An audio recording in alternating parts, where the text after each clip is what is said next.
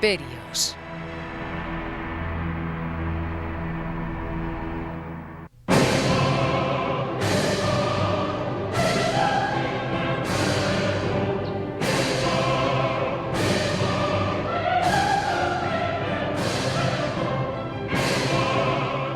Los fieles se estremecían de frío.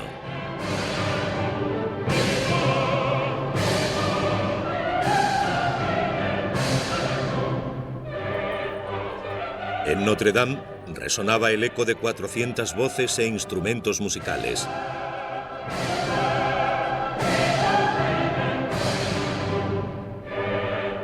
Napoleón Bonaparte estaba a punto de ser coronado emperador de Francia. Si tengo alguna ambición, decía, es tan innata, está tan íntimamente relacionada con mi existencia, que es como la sangre que circula por mis venas.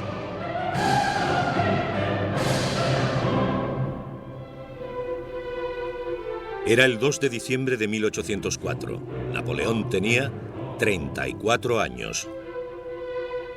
Su fe en su estrella estaba justificada. Solucionando los problemas de la revolución que sacudieron a toda Europa, el joven teniente de Córcega había ascendido al rango de general. Se había casado con la mujer que amaba, Joséphine de Beauharnais, y no dejaba de conseguir victorias en el campo de batalla. Se había convertido en el personaje más poderoso de Francia. Y allí estaba aquel joven corso derribando a auténticos imperios, haciendo que los reyes perdieran sus coronas, provocando una fe mágica en él.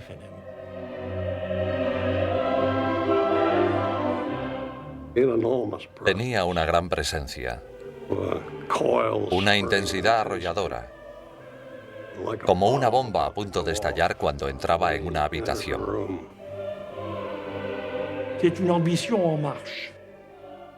Era un ambicioso en acción. A medida que pasaba el tiempo, solo confiaba en sí mismo. Se consideraba invencible.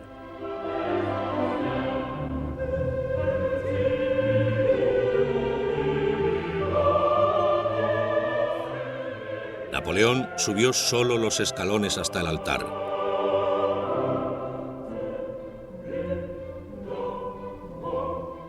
Tomó la corona con sus propias manos y la alzó.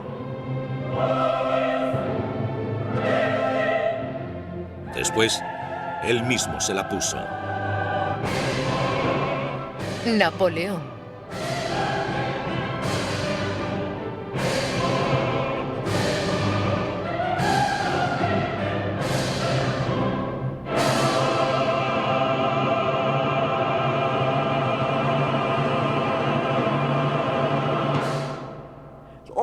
Es casi increíble. Un pequeño corso bueno en matemáticas, pero en nada más. Su padre era un abogado inteligente, que se convirtió en emperador de Francia. Sacó lo mejor de él. Es una historia maravillosa. Capítulo 3. La cumbre de la grandeza. A comienzos de 1805, Napoleón planeaba cruzar el Canal de la Mancha e invadir Gran Bretaña con 2.000 barcos y 200.000 soldados. Franceses e ingleses estaban en guerra una vez más. Enemigos irreconciliables luchando por el dominio del continente europeo. Creo que Napoleón se dio cuenta de que si cruzaba el canal tenía muchas posibilidades. Probablemente estuvo en lo cierto. Los ingleses no tenían ejército. Era un ejército patético y Napoleón parecía invencible. Como él mismo dijo, si soy el amo del canal durante 6 horas, seré el amo del mundo. Te llevaré a Londres, le dijo a su emperatriz Josefina. Quiero que la mujer del César moderno sea coronada en Westminster. Para los británicos, Napoleón parecía capaz de las más fantásticas hazañas. Podía volar sobre el canal o excavar un túnel bajo él. Como si del hombre del saco se tratase, Bonnie, como le llamaban, podía llegar en cualquier momento. Los ingleses le menospreciaron. Las caricaturas de la época eran feroces.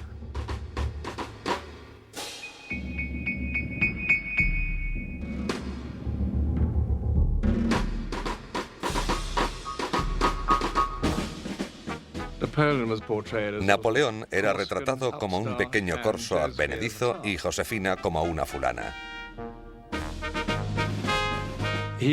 Era un enano enfrentándose al gran poder del sistema británico. Por otra parte, las madres le decían a los niños por la noche: si no rezas tus oraciones, Bona vendrá a por ti. Los colegiales ingleses estaban aterrorizados por una nana popular.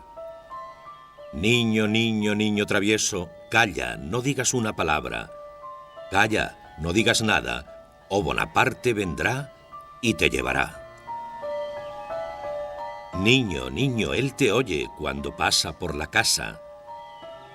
Y miembro a miembro te los arrancará, como se matan el gato y el ratón.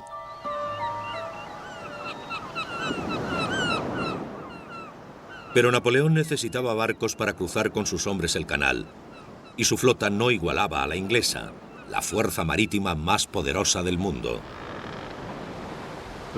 La Marina Real siempre estaba allí y Napoleón decía desesperado: vaya donde vaya, siempre me encuentro con la Marina Real.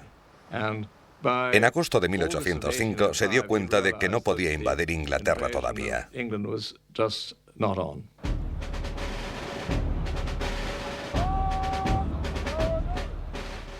A finales de verano, Napoleón hizo desfilar a sus soldados por la costa del canal. Entonces, para sorpresa de todos, les ordenó dar la espalda a Inglaterra y marchar hacia Europa. Austria y Rusia se habían unido a Inglaterra formando una alianza para destruirle. Cientos de miles de soldados rusos ya se habían adelantado para unirse a sus aliados austriacos. Napoleón había heredado la lucha iniciada 10 años atrás, cuando la Francia revolucionaria se había enfrentado a los monarcas de Europa que decidieron detener la revolución antes de que se extendiera. Napoleón heredó el extraordinario dinamismo de la Revolución Francesa. Todos los que tenían una corona sobre su cabeza pensaron que lo que le había ocurrido a Luis XVI podía pasarle a él. Napoleón representa la revolución y su expansión. No solo una expansión territorial, sino también una expansión de las ideas revolucionarias. Napoleón se dirigió a Europa con sus bayonetas, pero también con el Código Civil.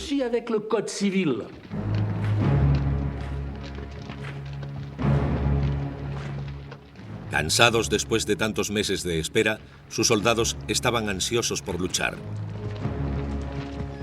Eran muy disciplinados, endurecidos veteranos de las guerras en Italia y en las tierras del Rin. Napoleón les llamó el Gran Ejército. Tenía un puñado de hombres duros, entrenados y fuertes que se conocían. Había generales y civiles. Él solo tenía que arengarles. Eran los hombres más temidos del continente. Podían empezar a desfilar antes del amanecer y tras un breve descanso continuar hasta la caída del sol. El emperador ha descubierto un nuevo modo de dirigir la batalla, dijo un soldado.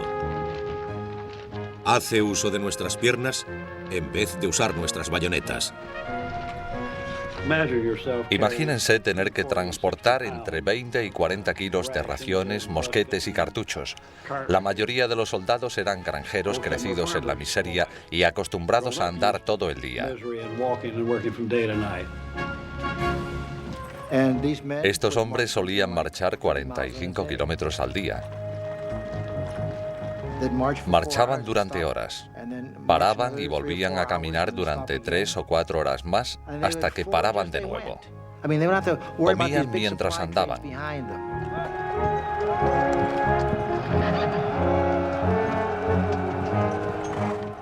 El Gran Ejército presentaba una visión impresionante. Los espléndidos uniformes ayudaban a los soldados a sentirse más fuertes, más grandes y valientes de lo que eran. Les hacían olvidar los brutales acontecimientos de la guerra. Lucharían por riqueza, por la gloria de Francia y por devoción a su emperador. Napoleón era muy popular entre sus soldados. Desarrolló una especie de culto al emperador. Era muy inteligente. Sabía cómo hablar a la gente sencilla, especialmente a sus soldados. Cuando pasaba revista al ejército o cuando estaba en la batalla, podía recordar qué oficial dirigía esa batalla, qué regimiento, qué división o qué batallón, y preguntaba por qué un soldado estaba en un sitio y no en otro. Una vez preguntó, ¿quién es el hombre más valiente de esta unidad? El oficial dijo, este hombre. Napoleón cogió la medalla de la Legión de Honor de su propio abrigo y se la puso al soldado. Imagine el efecto de este hecho. Sus soldados le idolatraban. Estaban ansiosos por escuchar unas palabras o por recibir un tributo mayor reservado a los más valientes. Un afectuoso tirón de orejas. Medía 1,58 m. Con una mano siempre bajo su abrigo, inventó una pose común en aquella época y se apropió de ella. Su pequeño abrigo y sombrero eran su propaganda. Había creado un personaje sencillo y austero, pero fácilmente reconocible. Apeló a sus soldados para que llevaran las mismas ropas. Los soldados veían a un hombre que vestía como ellos, no como los generales y los mariscales, sino como los soldados.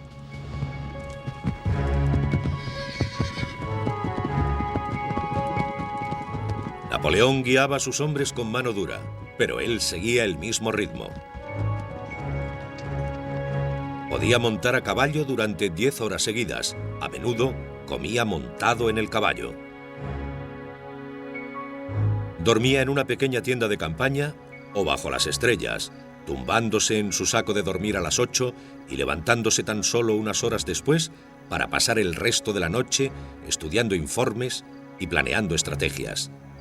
Y todavía encontraba tiempo para escribir a Josefina, recordándole su amor y rociándola de besos por todas partes.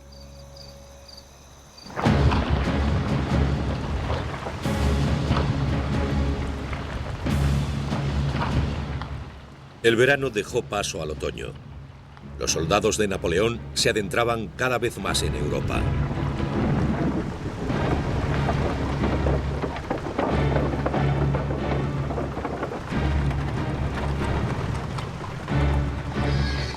Esperándoles se encontraban los dos ejércitos enemigos que les superaban en número a razón de 2-1. Rusos y austriacos planeaban vencer a los franceses gracias a la superioridad numérica. Los rusos y los austriacos pensaron que podrían con él fácilmente. Estaban convencidos de que una vez que estuvieran en el centro de Europa podrían acabar con él. Pero Napoleón vio al momento el defecto de la estrategia aliada. Sus fuerzas estaban dispersas por todo el continente. Moviéndose rápidamente, podía atacar a los austriacos antes de que llegaran los rusos. Atravesaría Alemania y cortaría el camino a las fuerzas austríacas.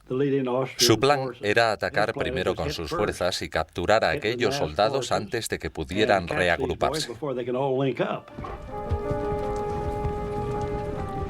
En menos de 6 semanas, los franceses llegaron al Danubio y capturaron por sorpresa al ejército austriaco del general Karl Marx.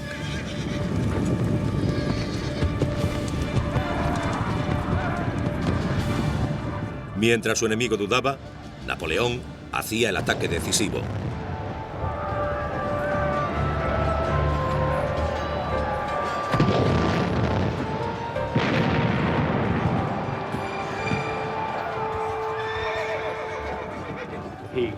Cuando él apareció detrás de ellos, cualquier general sensato hubiera huido. Pero el general austríaco Mack decidió luchar y mantuvo su posición, por lo que Napoleón le rodeó con su ejército y le aisló, obligándole a rendirse en cuestión de días.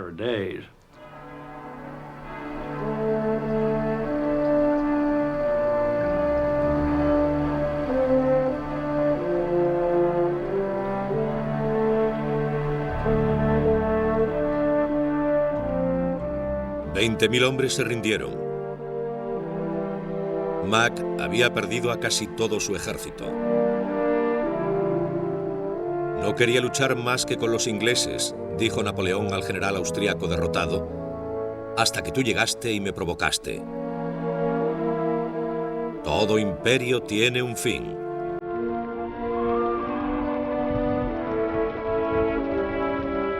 Ahora nada se interponía entre Napoleón y Viena. Creo que me he exigido demasiado, mi querida Josefina. 8 días bajo la lluvia con los pies fríos me han servido de poco, pero tengo que cumplir mi objetivo. He destruido al ejército austriaco.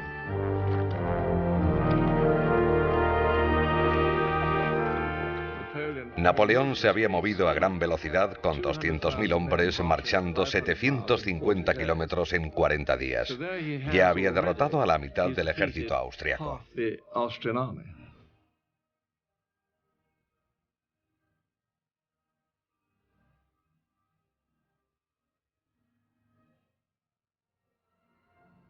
El 14 de noviembre, Napoleón llevó a sus soldados a Viena, capital del Imperio austriaco.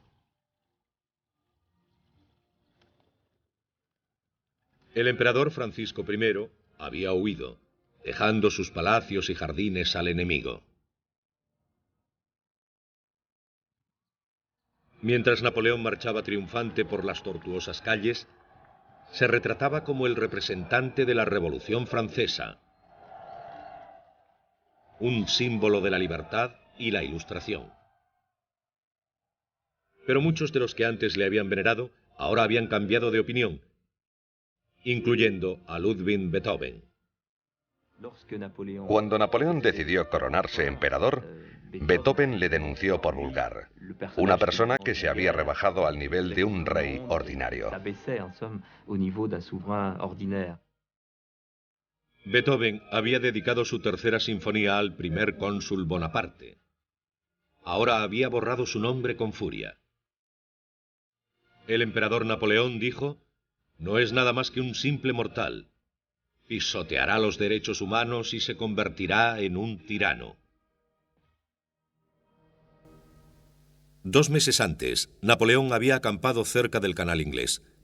Ahora los vieneses le entregaban las llaves de la ciudad. Pero su triunfo se ensombreció por un desastre.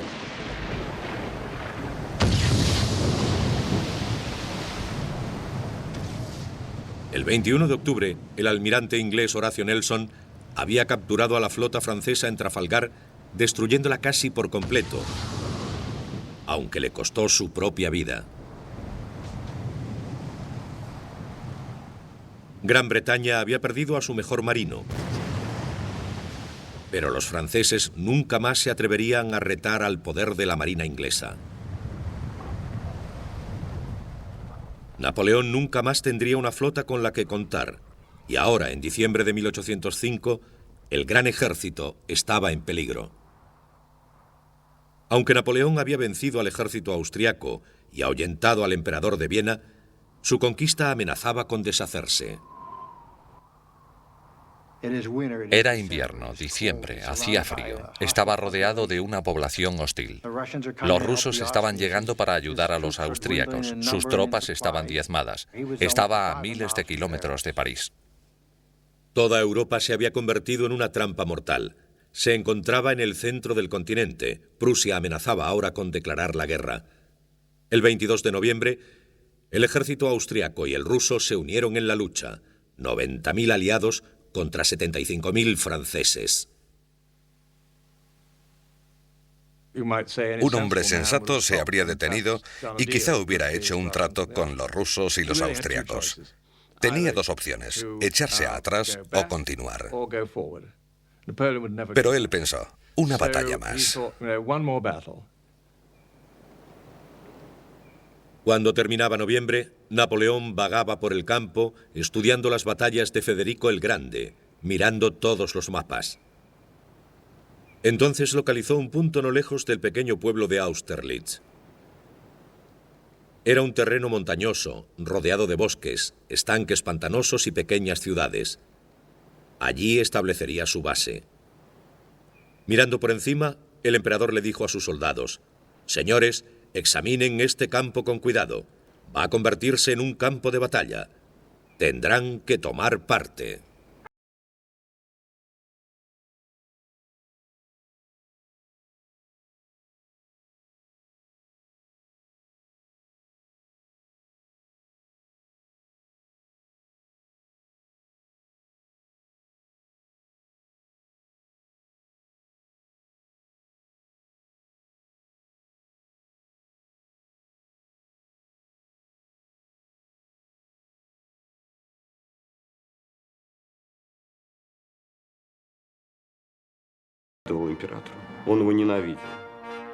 Alejandro I odiaba a Napoleón.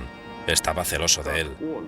Era un emperador ruso nacido para heredar la monarquía más grande del mundo y había hecho muchas menos cosas que Bonaparte. Tenía un lado místico y pensaba que el destino le había enviado esa misión para organizar Europa y ganar la revolución. Eso le proporcionó cierta fuerza, pero también le hizo imprudente. Vanidoso y con poca experiencia, el joven zar era un objetivo fácil para uno de los mejores estrategas que el mundo haya visto jamás. Napoleón tenía menos hombres, pero si podía controlar la batalla, hacer que el zar le atacara cuando, dónde y como él quería, tendría la oportunidad de ganar. Napoleón sabía que el enemigo era consciente de que se encontraba en una posición difícil y lo explotó. Utilizó la aparente debilidad y la volvió contra su enemigo. Le convencería de que tenía miedo.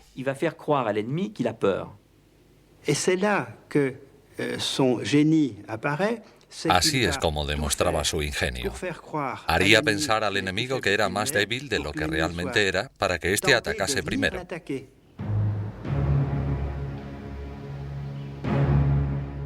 La batalla de Austerlitz estuvo dominada por una meseta inclinada, la meseta de Pratzen.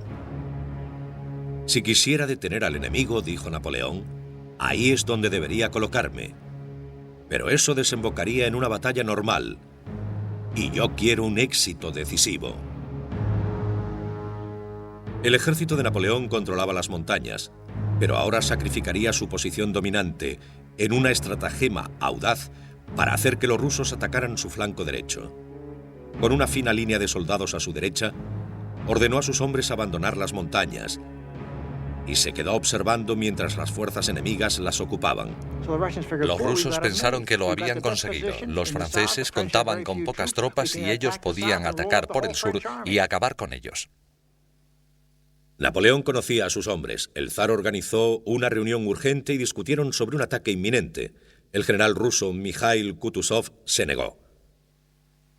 Ciego de un ojo por una herida de guerra, el veterano borrachín despreciaba a sus aliados austriacos y temía a Napoleón. Kutuzov intentó calmar el fervor del zar. Presintió la trampa. Quizá no la entendió, pero la presentía. Era un viejo zorro. Advirtió a Alejandro que esperara, pero no le hizo caso. Era un joven zar ruso. Tenía más hombres que Napoleón y no podía aceptar la idea de que Napoleón no fuera vencido. También estaba rodeado por jóvenes soldados de las familias más aristocráticas de Rusia y dijo, Napoleón debe ser derrotado cuanto antes. Pensaban que Napoleón les tenía miedo y que debían atacarle cuanto antes. La lógica del plan de batalla era correcta, pero olvidaron contra quién iban a luchar.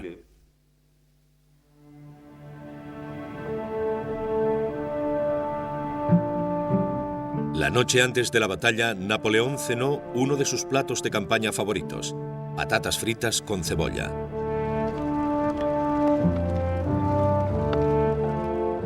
Por todo el campo francés, sus soldados cantaron sus sonatas nocturnas. Ya había pasado revista a sus tropas y había preparado alguno de los cañones él mismo. Apareció como un modelo de optimismo y confianza.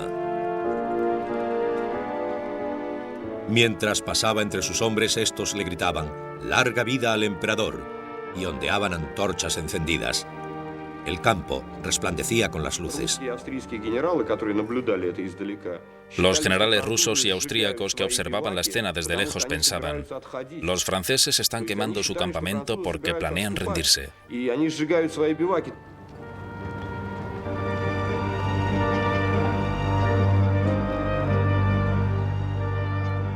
Era el 2 de diciembre de 1805, el primer aniversario de su coronación.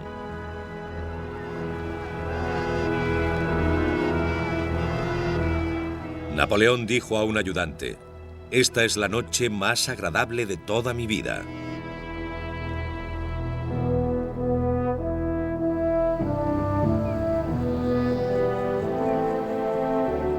El amanecer llegó con una niebla impenetrable. Las alturas de Pratzen flotaban como una isla sobre un mar de niebla.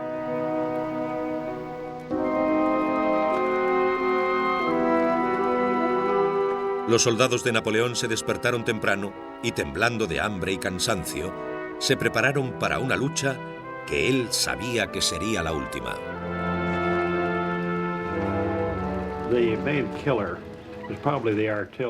El arma más poderosa era probablemente la artillería. Disparaban, atacaban y mataban. Cuando se acercaban en combate cuerpo a cuerpo, se luchaba con bayoneta, lo que era mortal. Había más muertos que heridos. Y también se encontraba la infantería, las armas pesadas. Lo destrozaban y lo aniquilaban todo.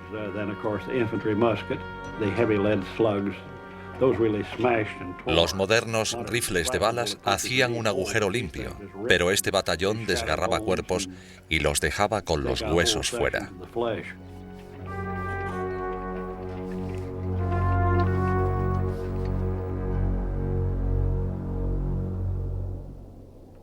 Desde su puesto de mando en la meseta de Pratzen, el zar, ansioso por iniciar la batalla, ordenó a los aliados que bajaran de las colinas hacia el débil flanco derecho de Napoleón, ubicado en el pequeño pueblo de Telnitz.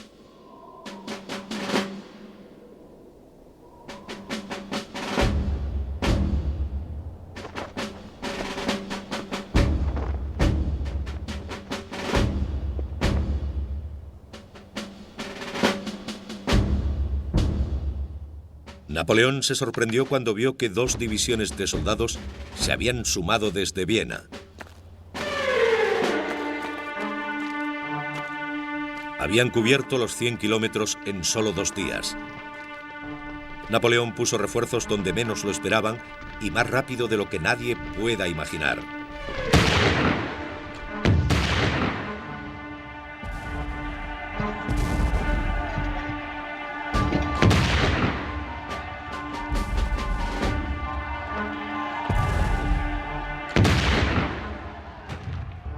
Sus tropas, cansadas tras la larga marcha desde Viena, lucharon por continuar.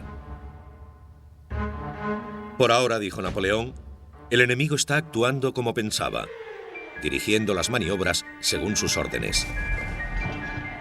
Napoleón había querido que el enemigo atacara su débil flanco derecho. Ahora tenía suficientes tropas para defenderlo y más que suficientes para su plan, un ataque a la meseta Pratzen que fue abandonada con poca defensa. Napoleón observaba desde su puesto de mando la batalla, esperando liberar su trampa.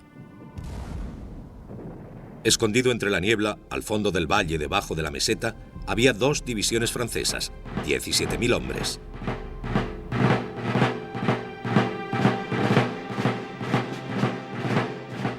Napoleón dio la orden de avanzar.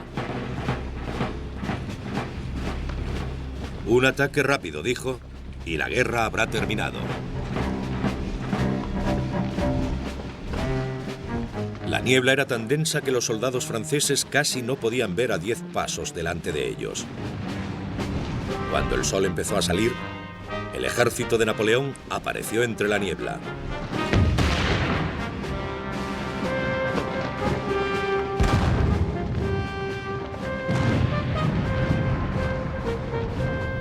En lo alto de la meseta de Pratzen, el zar observaba la materialización de los franceses en el valle.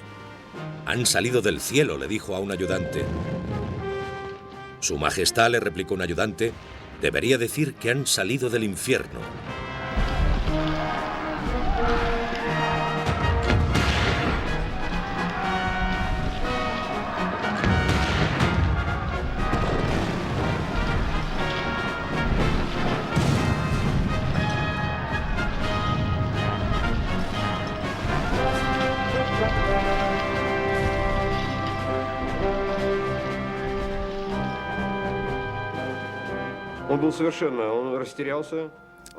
Alejandro no sabía qué hacer. Estaba absolutamente perdido. Desde ese momento perdió completamente el control sobre su ejército.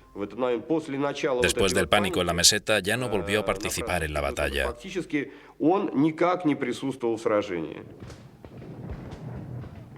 Siendo atacados cuando pensaban que eran ellos los que atacaban, dijo Napoleón, se verán a sí mismo medio vencidos. A las 9:30, los franceses controlaban la meseta de Pratzen y demolieron el centro de la posición aliada. Napoleón barrió el campo de batalla y atacó a los aliados desde atrás.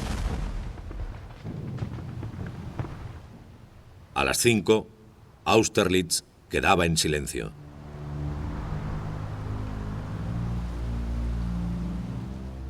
$9.000 franceses murieron o resultaron heridos, junto con 16.000 rusos y austriacos.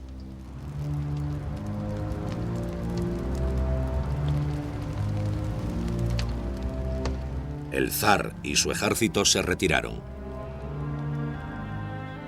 Pero el propio emperador austriaco, Francisco I, llegó para acordar la paz con el pequeño teniente de artillería Corso, que se había coronado a sí mismo emperador solo un año antes.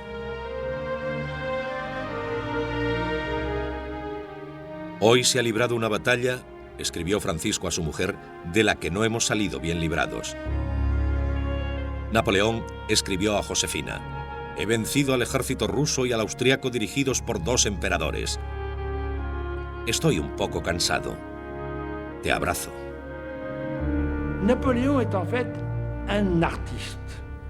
Napoleón era un artista. Siempre trataba las campañas militares como a un arte.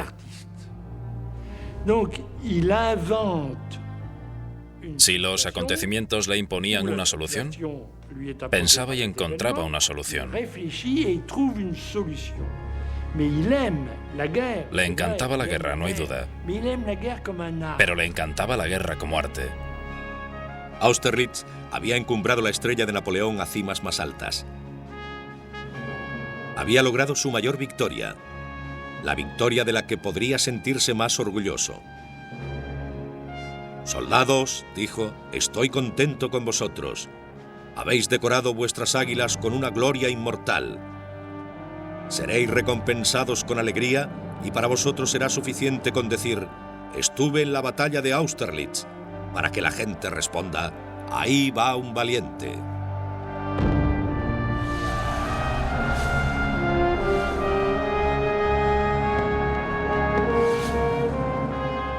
En Francia la victoria causó un gran revuelo.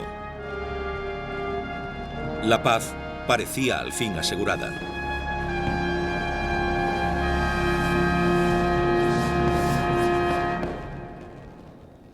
Pero 6 meses después, Napoleón seguía en Europa, preparándose de nuevo para la guerra.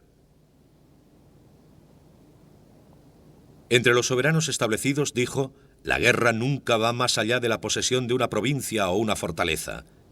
Pero para mí, el riesgo significa siempre mi existencia y todo el imperio. La conquista me ha hecho ser lo que soy. La conquista me mantiene aquí.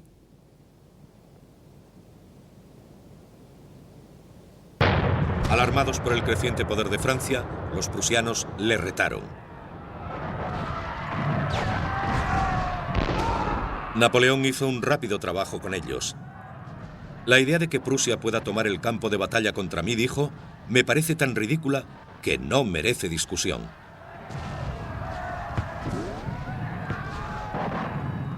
En menos de 3 semanas, hizo rendirse a los prusianos tomando 140.000 prisioneros y dejando 25.000 muertos o heridos.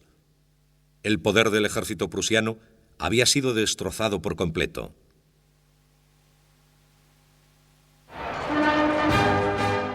Napoleón marchó triunfante por Berlín al compás de la Marsellesa, invocando la revolución, la igualdad y la abolición de los privilegios. Ahora el amo de la Europa occidental acababa con las leyes feudales y obligaba a los países que había conquistado a aceptar las nuevas leyes que había creado para Francia, el Código Civil. Pero él no gobernó en nombre de la libertad. Me he dado cuenta, dijo, que los hombres no han nacido para ser libres. La libertad es una necesidad de una pequeña clase de gente cuya naturaleza les ha dotado de mentes más nobles que las del resto de los hombres. Reinó como los reyes, con 44 palacios diferentes, incluyendo Fontainebleau. Creía que su propia gloria, la gloria de Francia y el espíritu de la revolución eran lo mismo.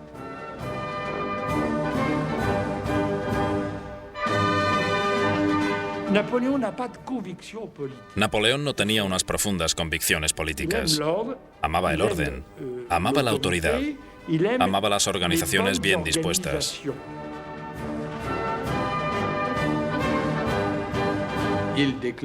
Decía, ¿cuál ha sido la causa de la revolución? La vanidad. La libertad ha sido solo un pretexto.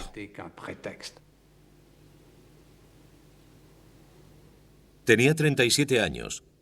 Su genio como general había transformado a Francia en imperio de muchas naciones. Ahora podía emplear toda su energía en dedicarse a gobernarlas. Mantenía sus ojos bien abiertos. Disolvió el gueto judío en Roma, ordenó la ejecución de un librero en Nuremberg por haber impreso un panfleto hostil y se inventó un currículum para el colegio de una niña. Dijo que el trabajo estaba hecho y que estaba cansado. También dijo, no hay límites en cuanto al trabajo que puedo realizar. La jornada de Napoleón duraba 24 horas. No necesitaba dormir mucho. Tenía la facultad de dormir durante pequeños intervalos de tiempo.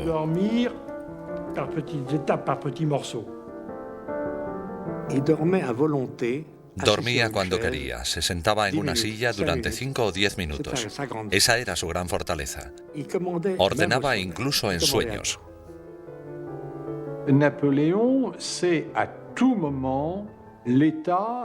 Napoleón siempre conocía el estado de sus finanzas, el estado de su administración y de su ejército.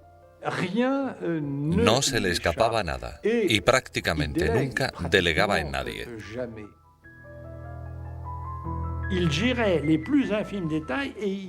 Estaba al tanto de los más mínimos detalles. Intervenía en asuntos administrativos que afectaban a todo el imperio. Tenía una memoria prodigiosa. Entendía todo rápidamente. Tenía una gran mente analítica.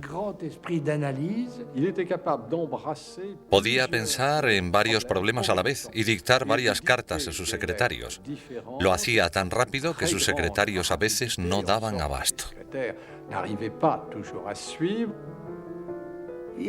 Podía dictar 125 cartas, planear la organización del gobierno y la artillería, el número de botones de un abrigo y conferencias en un día. Los momentos de relax de Napoleón eran muy breves.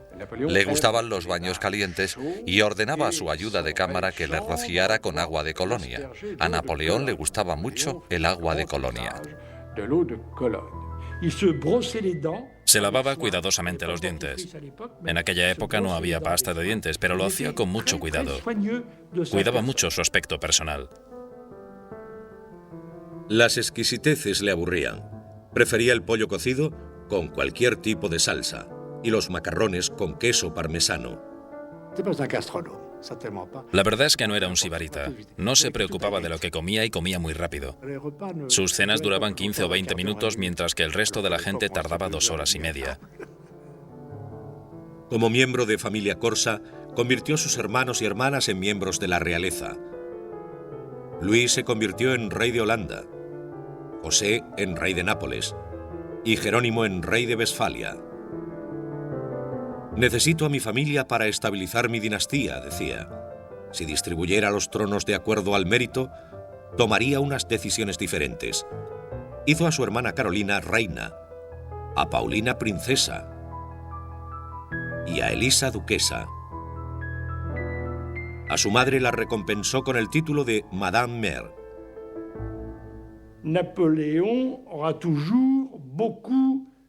Napoleón siempre sintió un gran respeto por su madre.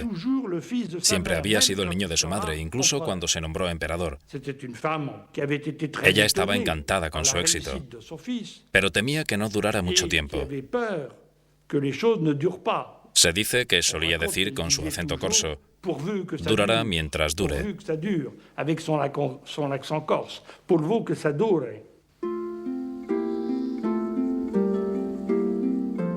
Mientras Napoleón pasaba largos meses de campaña lejos de Francia, Josefina pasaba el tiempo en Malmaison. No se encontraba cómoda viviendo en los palacios de las grandes familias reales. No estoy preparada para tanta grandeza, decía. Me siento como el fantasma de la reina preguntándome qué hago en su cama. Malmaison fue el refugio de Josefina. Allí cuidaba sus jardines, importaba plantas exóticas, árboles y flores de todo el mundo.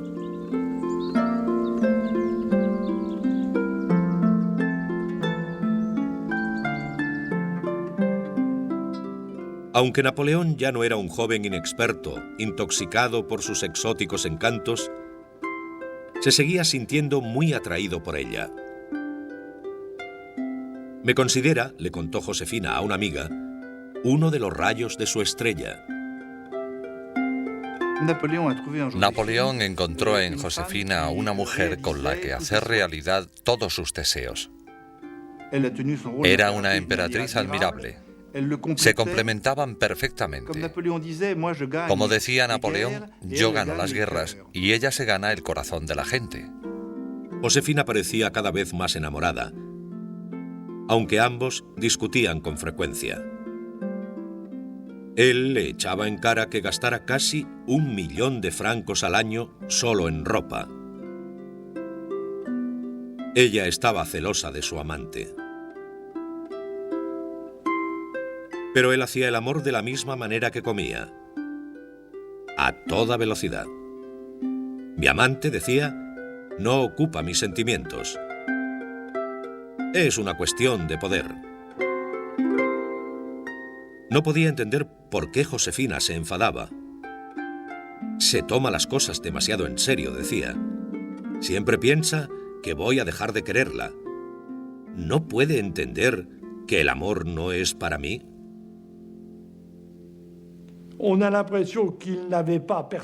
Parece que no tenía demasiadas necesidades sexuales. En cualquier caso, tuvo amantes porque era lo que se hacía en la época. Era normal que los soberanos tuvieran amantes. Tuvo relaciones esporádicas y Josefina se enteraba de todas. Al final, con el tiempo, crearon una gran camaradería. Habían alcanzado la cima juntos. Si Josefina le hubiera dado un hijo, él hubiera sido el hombre más feliz del mundo.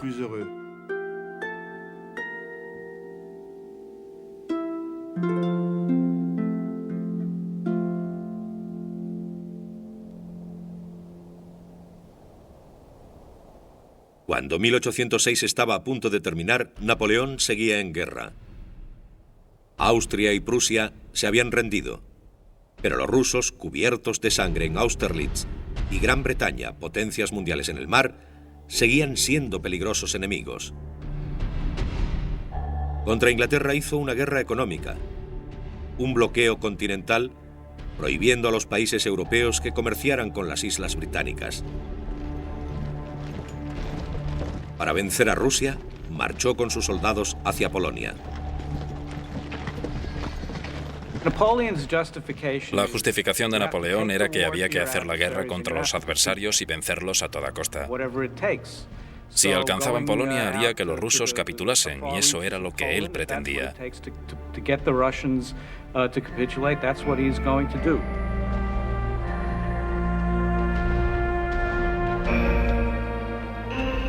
Napoleón estaba en Varsovia cuando quedó atónito por las noticias de un ataque sorpresa ruso. Se retiró primero a Eylau, a 230 kilómetros de la frontera rusa. luego a la vecina Friedland.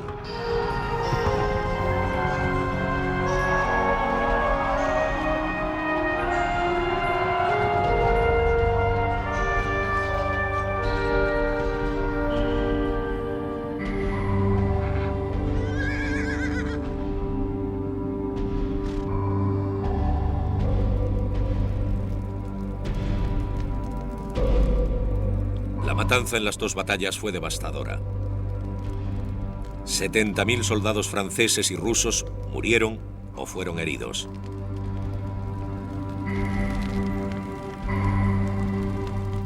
Ya no es un combate, escribió un general ruso al zar. Es una carnicería. El ejército de Napoleón estaba destrozado y diezmado. El ejército del zar estaba destruido. Alejandro dudaba sobre el siguiente paso. Cuando Alejandro I pensaba qué hacer tras la batalla de Friedland, su hermano Constantino dijo: Señor, si consideras la idea de luchar contra los franceses, deberías darle a cada soldado un arma y dejar que se pegara un tiro en la cabeza. El resultado sería el mismo.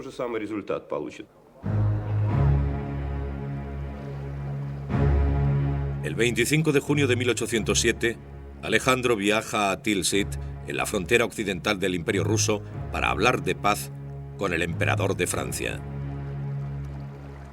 Para personificar su similar estatus, se encontraron en un brezal en el centro del río Niemen, la frontera entre Rusia y Europa.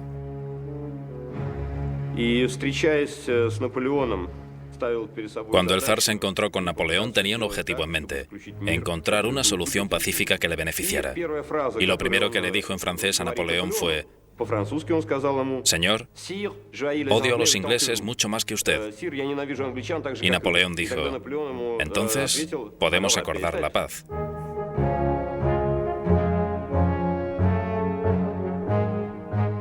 Los términos de la paz de Napoleón fueron generosos. No exigió ningún territorio ruso. A cambio, el zar aceptó convertirse en aliado de Francia, unirse al bloqueo continental y negarse a comerciar con Gran Bretaña.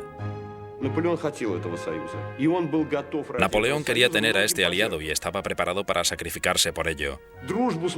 La alianza entre Rusia y Francia, dos grandes imperios, obligaría a los ingleses a acordar la paz. Finalmente, habría paz en Europa.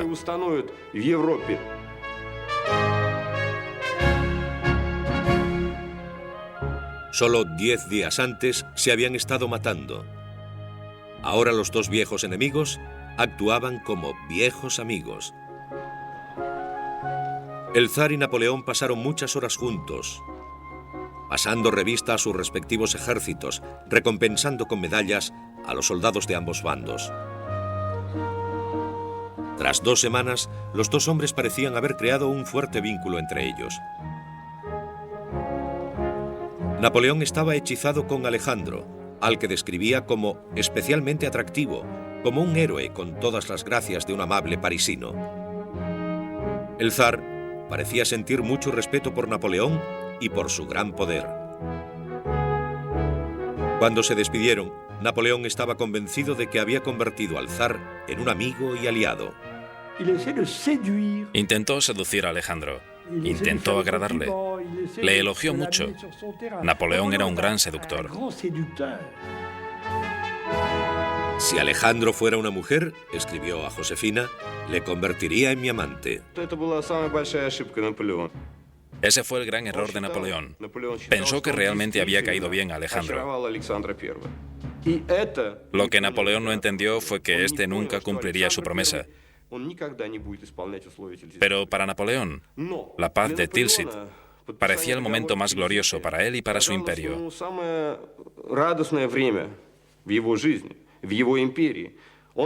Volvió a París en julio de 1807 rodeado de grandes celebraciones.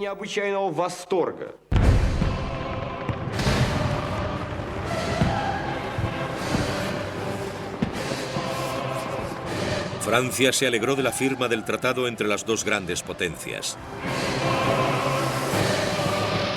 Una vez más, la paz en Europa parecía asegurada.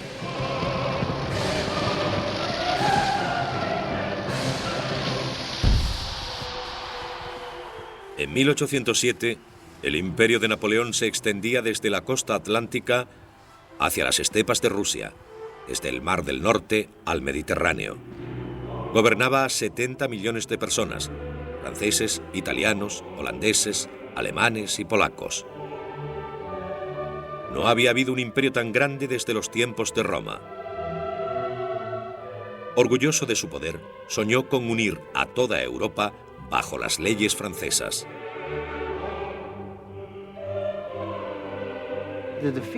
La derrota de Rusia y Prusia fue tan abrumadora que Napoleón estaba asombrado por el éxito.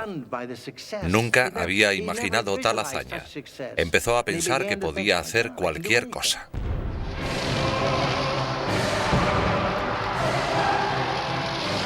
Su estrella había alcanzado la cumbre. En aquel momento empezó a creer que era infalible, una especie de superhombre, alguien protegido por el destino, por su famosa estrella. Tenía un poder absoluto en Europa y su orgullo era enorme, porque era un antiguo teniente de artillería que había llegado a lo más alto.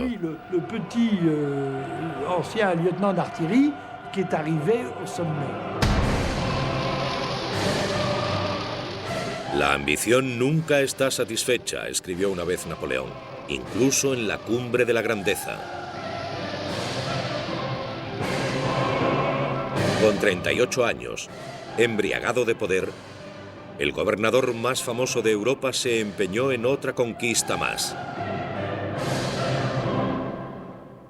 Sería un error fatal.